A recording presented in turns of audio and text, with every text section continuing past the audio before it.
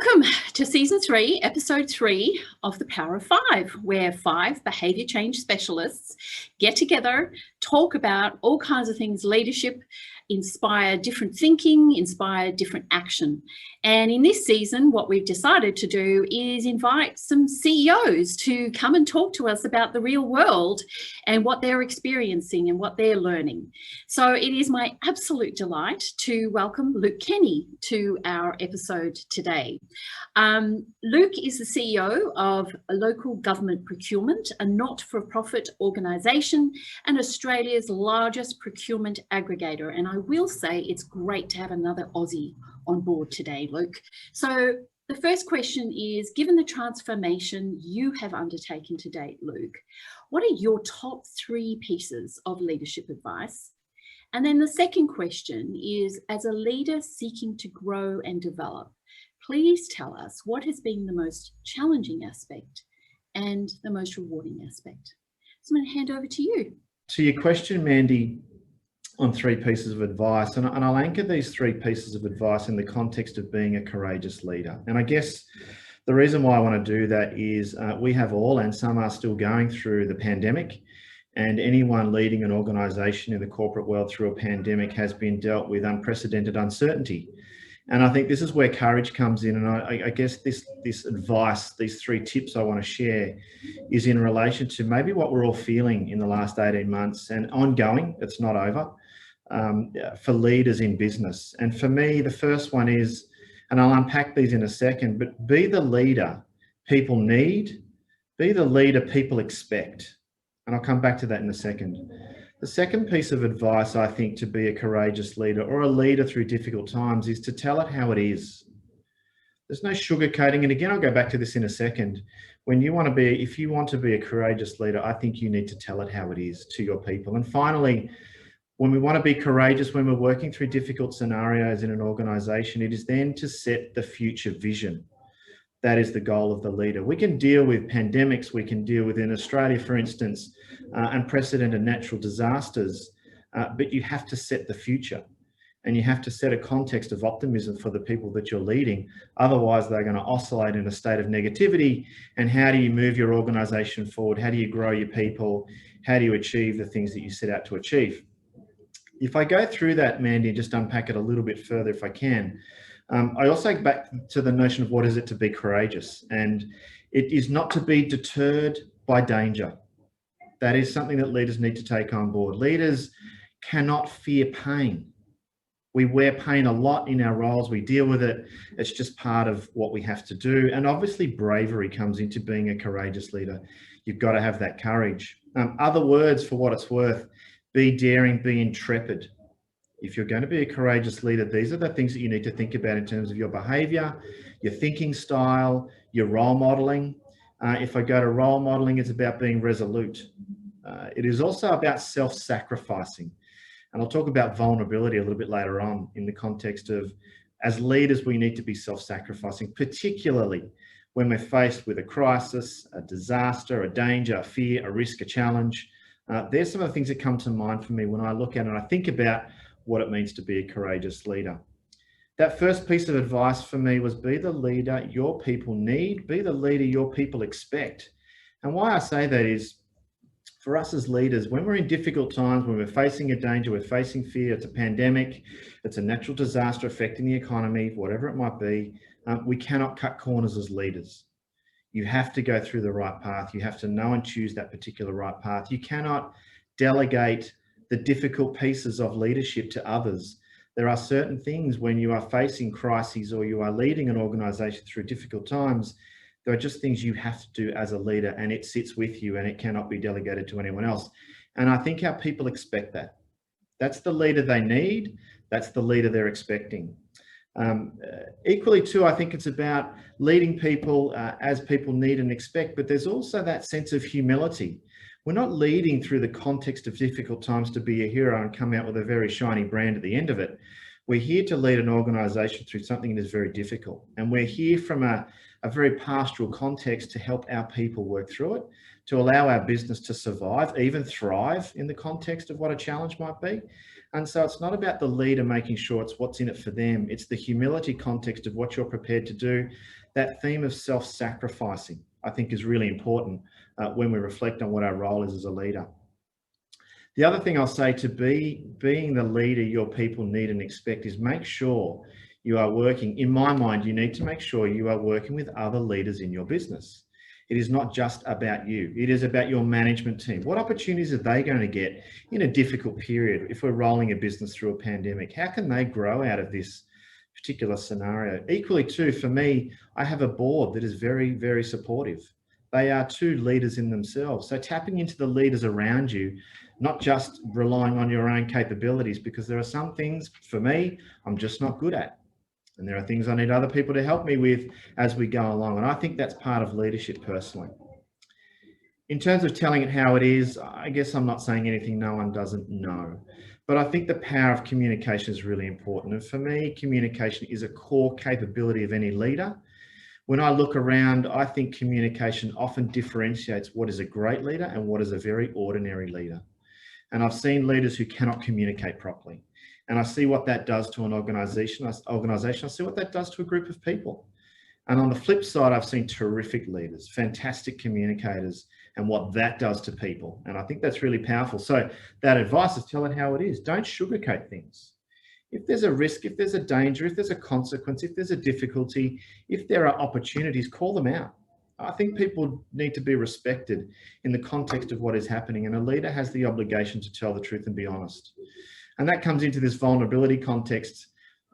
Being honest and telling it how it is sometimes we as leaders don't actually have all the answers.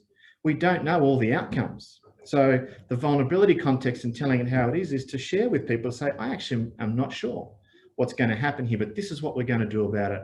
And together we're going to see what we can do and try and get a result here and come out the other side. Obviously, being honest, being open, being straight with people, even when it's bad news, is natural for a leader. But in saying that, I have seen leaders who have chosen not to do that. They will cut corners, like I said earlier. They will hide some of the truths, thinking that they're doing people a favour because they don't want to tell the story that's a little bit difficult. However, I think people deserve that respect and they should be told. The last bit, Mandy, my advice was set that future direction. If we're working in a courageous context and we're doing things in the context of pandemics, risk, danger, difficulty, people need to understand, well, where are we going? How do we get out of this thing? Where do we end up? Or is this our world now forever? And the answer is no, it's not. But I think it's the leader's job to make sure that they've got the courage to set that tone.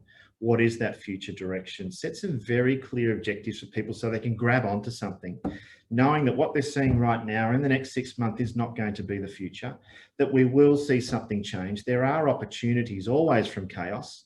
How do we identify those opportunities? How do we leverage those? And then get people starting to think about, well, if we just work through this plan now, we will come out the other side and we will be successful. And I think from that perspective, there's a couple of elements here. I talk about relentless leadership in terms of setting that future direction. You have to be relentless.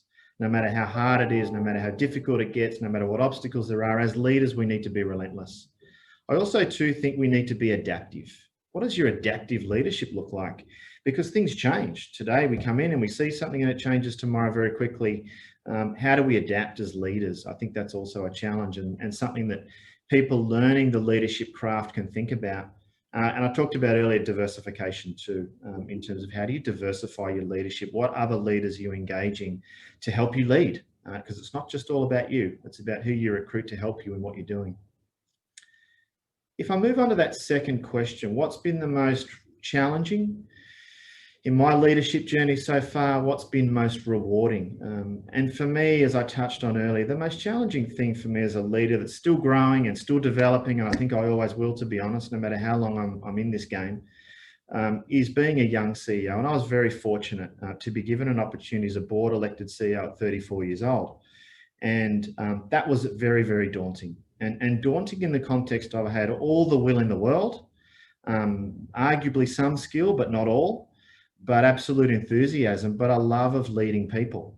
And I was very thankful that my chair at the time, Gabrielle Trainer, gave me the opportunity to be CEO of Church Resources, where Mandy and I came together, and lead an organisation after 10 years of life, and it needed a transformation. But my challenge was being surrounded by many people who had decades of experience on me, who were not backwards in coming forwards about telling me so, very good at providing advice on how I should be leading this organisation I walked into as a young kid, and trying to take it into a new direction, because the board called for transformation. So I knew what my mandate was, and I knew what the board and I wanted to achieve, but I had a lot of people around me suggesting otherwise. So no shortage of advice was a challenge. And I guess my other challenge was, as a younger leader, was how do I find my leadership style amongst all of that noise? And how do I become the person that I want to be as a leader? And I found that really difficult early, to be honest. I ran the risk of being a people pleaser and just pandering to what people were expecting. And thankfully for me, after a couple of months, I sort of realized what was happening and started to shift gears a little bit. And this is where my own style came through. Lo and behold, lots of changes flowed, and we were very, very successful in the end, which was terrific. And the next 4 years, we turned the business around from a commercial perspective, from a cultural perspective, from the things that we were doing in the not-for-profit community had changed dramatically. So I'm very grateful that I had that opportunity, but it was a big learning, a young leader. And I guess that's why I said at the start, anyone listening to this particular story as a young leader, it's really challenging. But I think the thing here is back yourself in terms of who you are and what your style is as a leader, and don't waver from that, and keep learning and growing in the context of what you want to be. My most rewarding is probably later in life as a leader. So I shared an example of challenge being an early leader and a young leader. More so now is one I'm still enjoying. And the most rewarding part for me is mentoring and coaching existing and emerging leaders.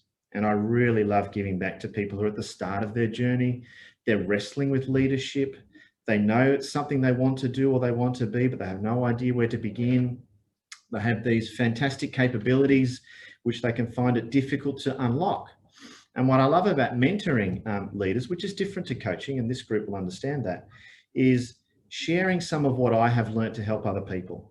It's about seeing hope creep into something they see as being impossible. And they come to a mentoring session and they're trying to be this leader and they want to evolve. They've got no idea where to go, and they think they've hit an absolute brick wall. But in the mentoring context, you can share a similar example and how you got around that, all the mistakes you made, and all of a sudden they unlock a capability that they go away and have a try, and that's no longer an obstacle, and off they go. And then this momentum of confidence in emerging leaders starts to grow, and I think that's fantastic. So that's very rewarding. From the coaching side, which I'm relatively new to, I'm now a certified executive coach. I love the coaching side of things. I find the methodology of executive coaching highly technical, but the most empowering, because you're having that leader dictate what their goal is. You're having that leader think about the reality of what they need to be doing. What are all their options going to be? And then what are they going to go and do about it? So again, rewarding for me is now coaching some leaders to self-navigate their own path to these goals that they've set themselves. And to wrap all that up, this question, Mandy, for me, my view is all good leaders know they are always learning, and they always know that they have to keep evolving, and we've got to keep growing. And I certainly put myself in that camp. That's awesome. Thank you so much for sharing, Luke. And yeah, I think that's a bit of a flavour that's been flowing through is that ability, and the CEOs that we are attracting are the ones that really want to learn. And that's exactly the kind of person you've been. The one question that I had for you is when you say, tell it as it is, and I totally agree, and I think all of us in this room do a good job of that, is how do you balance that with the future vision when we've dealt with so many unknowns in the past 13 months? I think now, Sean, we need to accept the fact that unknowns are probably going to be a part of how we lead into the future anyway. So going back to tell it how it is actually make that something as part of your leadership style. So it no longer becomes a conscious thinking style. It actually becomes subconscious, that you make sure you are telling it how it is. But I will say, Sean, that's balanced out with what is happening now. And I think coming back to that future, where are we headed? And with uncertainty, I think it's more important than ever We still live in a world with a pandemic, and even in Australia, we're so grateful that we are traveling so well and managing it. But on a coin, it can flip within a matter of hours, it can change, and in a matter of hours, the whole way we operate stops. And I think with uncertainty, telling it how it is the way we need to operate as leaders of a business. And to be honest, if you do that, I think it becomes a lot easier, because you are not trying to fabricate or massage a message. You are just being open and honest, and you've created a culture of open, honest communication, which I think makes it flow a lot easier. You mentioned right off the top, being the leader that people need. How do you know what those people need? And I'm thinking specifically about, I mean, we talk a lot about human-centered leadership here in this group, and have for many years. There's certainly now the genie's out of the bottle in the pandemic. We know that we have to focus on the well-being of our people. So how do you really know that your leadership and your actions are in fact what your people need? Good question, Catherine. I think what I've done early in both my CEO roles is meet with every staff member within the first 2 weeks of joining, and asking them 3 very simple questions. No matter what role they do, it's every single person. What do they feel is working? What do they feel is not working in the organisation? And what would they be doing now that they haven't done before across the organisation? And I found, those interviews culminate in some 40 hours of listening. And as you do that, you start to see themes coming through, and you start to work out where the gaps are. You look at yourself in the context of the leader stepping in to say, well, where can I add value here? What are the things that I can actually address? What do I need to bring in to support what this organisation is looking for? And I guess it's culturally focused. What culture do I want to create? Now, that's not going to be in the first 2 weeks. That's an 18-month, 24-month journey of progressive strategies released at the right time. So how do I know what leader they need me to be is more so in the context of what culture does this organisation need to create? And then adapting your leadership to deliver that particular culture, because so many other things come when you have a strong corporate culture. And I think that's where I like to focus is making sure that you understand what your people need. You need to ask them. You need to actually listen and actively listen, as opposed to going through a token exercise of 40 interviews for an hour, hour and a half, and then play back to them and say, well, this is what I heard. So when I've done this a few times, and when I've done that, I've actually collated all the things they said and played it back to the whole group. De-identified, this is what you told me, and this is what we're going to do about it. And then get them on board, get their thoughts, drive it, weave it into your strategic plan so it's not lost from a board perspective. And then hopefully that embeds where you want to head based on what you've listened and learned, and your leadership follows. Yeah, and I love how you kind of circled back to the notion of weaving that in, which to me sounds like sustainability, right? You don't have these amazing conversations and then go, thank you very much, see you next year. That you're creating that culture of ongoing check and balance, conversation, please let us know.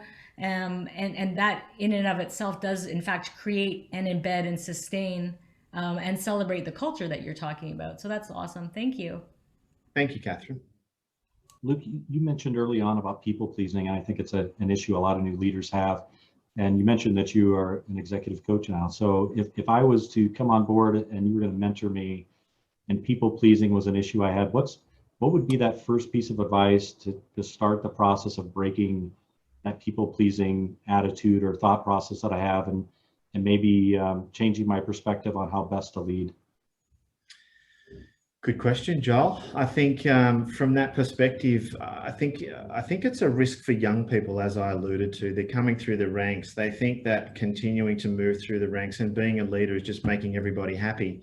My advice would be is to step back and look at who do you want to be as a leader. Cast aside who you are perceivably pleasing, but come back to basics in terms of, well, if you have got as far as you have to be some sort of leader, be it manager, be it director, be it whatever, what got you here in the first place? And having a conversation around ultimately dispelling that arguably you didn't get to be a manager or a director because you pleased everybody. Because in the first instance, it's impossible. So there's obviously some skills and capabilities you have as a leader which got you to where you were, and having, if it was yourself, Joel, you focusing on what are those capabilities, and then discussing what are some of the gaps and some of the areas of your leadership that you might want to work on. Because sometimes I think We want to please people in the areas where we've got a little bit of a gap in terms of our capability. So we feel a little bit exposed, so we overplay. But when we're a leader in an area of strength, we don't bother because we're confident and we have this ability to know that I understand what to do here. So I'd go back to capabilities as a leader. What got you to where you were? How do we leverage some of the confidence that you can extract from that? And look at some of the areas that you're not as strong. So we remove them as being things you're reluctant to step into, but turn them into a strength over time. The final bit I would do, if they were still hung up on people pleasing, is do some stakeholder work. Okay, so talk to me about who are these stakeholders you think you want to please? And let's have a chat about just how important they may or may not be. And I would argue 20% are probably worth thinking about. The other 80, probably not. They're just people you think you need to please, but they have no real influence in terms of how you need to be as a leader. What advice would you give to a young leader to walk that fine line during chaos and uncertainty between telling it like it is, but then also giving that message of hope and keeping people safe and secure and keeping spirits high? What advice would you give there? I think it's, again, we've had so much practice during coronavirus. We've had so much practice with people reacting very differently to the pandemic, to be honest. I've seen a lot of people react with an unwavering resolution to continue on, and then other people who have really been incredibly concerned. And you look at people who have family overseas in areas where it is rife and life is at threat. And I think I go to your question to talk about what's happening for those people. Do you understand as a leader what's going on for each individual? Because as I said, you're having different people react to chaos, let's call the pandemic chaos, very differently. And so for some people, Todd, it's a quick conversation to check in. How are you going? What's happening for you? Are you all good? Is there anything you need? And then for the next person that you might check in with, their world may be literally falling apart. And we as corporate leaders, albeit the personal aspect of our employees may not be necessarily something we can control or have a say in. However, I think the ability to understand and empathize with our people in terms of what's going on for them outside of work makes them a better person when they are at work.